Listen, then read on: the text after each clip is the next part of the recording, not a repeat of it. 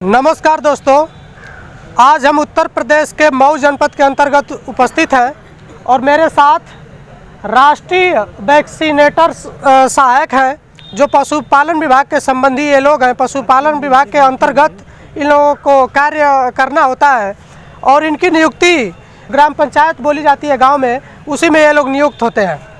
आइए इनसे बात करते हैं और जानते हैं कि इनकी क्या समस्या है और ये किन समस्या के साथ आज मऊ में अपना धरना दे रहे हैं। क्या नाम है सर आपका? मैं रामानंद चौहान, प्रदेश अध्यक्ष राष्ट्रीय वैक्सीनेटर सहायक संघ के।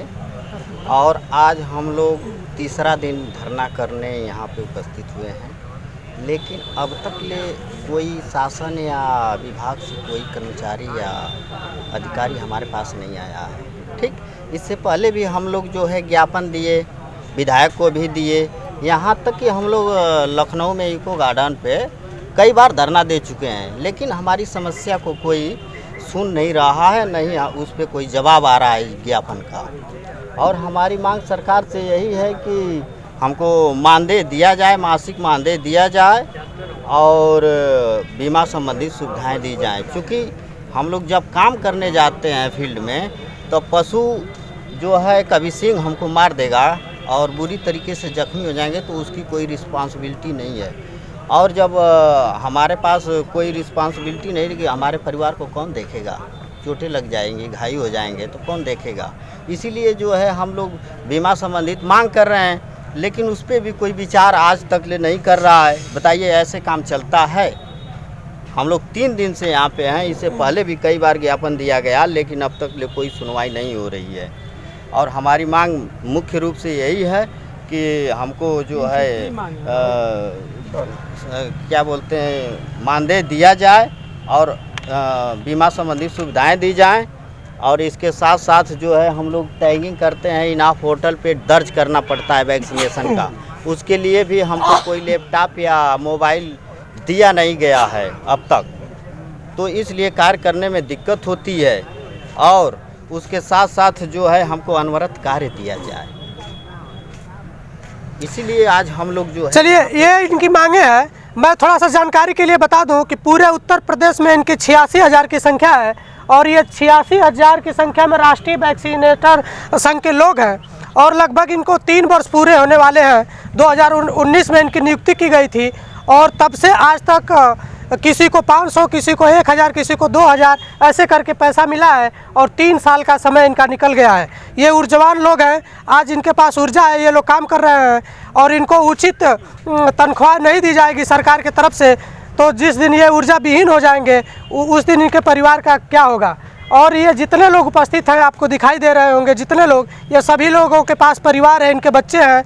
अगर इनको उचित मानदेय नहीं दिया जाएगा तो इनका परिवार कैसे चलेगा? इनके बच्चों की पढ़ाई लिखाई कैसे होगी? क्या नाम है सर आपका? सेनापति जी। क्या सरकार से आप मांग कर रहे हैं? सरकार से हम लोगों की मांग यही है सर कि हम लोगों को मासिक मानदेय दिया जाए, इसलिए कि हम लोग जब से काम कर रहे हैं तब से अब तक कोई पैसा नहीं मिला है। जो भी मिला है 1,500 रुपये ही पैसा मिला है। उतने पैसों में हम लोगों के परिवार की स्थिति का कोई भी गुजर बसर नहीं हो सकता है। और हम लोगों को जो है कि सरकार की तरफ से ये बीमा दिया जाए ताकि हम लोगों को चोटिल हो जाने पर उसके अंतर्गत हम लोगों के परिवार की देखरेख हो सके। इनका जोखिम भरा काम होता है। जब ये किसी पशु को इलाज के दौरान ये लोग जब इलाज करते हैं उसका, तो इनको चोटें लगने की ज़्यादा संभावना होती है। इस हालात में इनको बीमा भी मुहैया कराया जाना चाहिए सरकार के तरफ से, ताकि इनके साथ कोई घटना होती है, कभी इनको चोटें आती हैं तो ये लोग अपना अच्छे ढंग से इलाज कर सकें। अभी इन्होंने बताया कि इनकी 6 मांग हैं, 6 मांग जो पहले ये बता चुके हैं सरकार तक या जिले में बैठे जो अधिकारी हैं, अभी तक इनकी मांगों को किसी ने संज्ञान में नहीं लिया है। आगे देखते हैं क्या होता है। क्या नाम है सर आपका? प्रसाद जी। क्या मांग है आपकी? मेरी मांगे हैं कि 2019 में हम लोगों का सिलेक्शन हुआ था फरवरी मार्च में गवर्नमेंट जब सिलेक्शन की तो बताई कि नहीं, आप लोगों को स्वरोजगार दिया जाएगा या नौकरी के तौर पर रखा जाएगा, जिसमें टैगिंग का दिया गया था कि 3 रुपया 25 पैसा है और 50 पैसा है और 2 रुपये 25 पैसा सहायक वैक्सीनेटर को है। ये गवर्नमेंट ने तय करके दिया कि हर माह आप लोगों को इसी हिसाब से वेतन दिया जाएगा, लेकिन गवर्नमेंट ने हम लोगों को 2-3 बरस से झुला के रखी है और देश विदेश में कहती है गवर्नमेंट कि मैं भारत का बहुत बड़ा रोज़गार दे चुका हूँ। हमारे यहाँ बेरोज़गार लोग नहीं पड़े हुए हैं। दूसरी बात कि गवर्नमेंट हम लोगों को झुंझुना पकड़ा के रखी हुई है, ये झुंझुने से काम चलने वाला नहीं है। चलिए, उत्तर प्रदेश में योगी जी की सरकार आई थी उत्तर प्रदेश में, तो उन्होंने कहा था ये गौशाला और तमाम चीज़ें उन्होंने लागू किया था कि उसको बेहतर किया जाएगा और उनके कर्मचारियों की हालत ये है। आप अगर 2022 का चुनाव भी नज़दीक आता जा रहा है, अगर आपकी मांगें नहीं पूरी की जाती हैं तो आप 2022 के चुनाव में किस तरह की रवैया आपकी होगी? देखिए, सबसे पहले मैं आपसे बता दूं कि जो हमारी समस्या है, इस समस्या को दबाया जा रहा है। ये बताइए 2022 में हम लोग जो है ज्ञापन जो देते हैं ना, में हम लोग खड़े होंगे, जो ज्ञापन देते हैं उसका जवाब आता नहीं है। आखिर ये क्या सिस्टम है?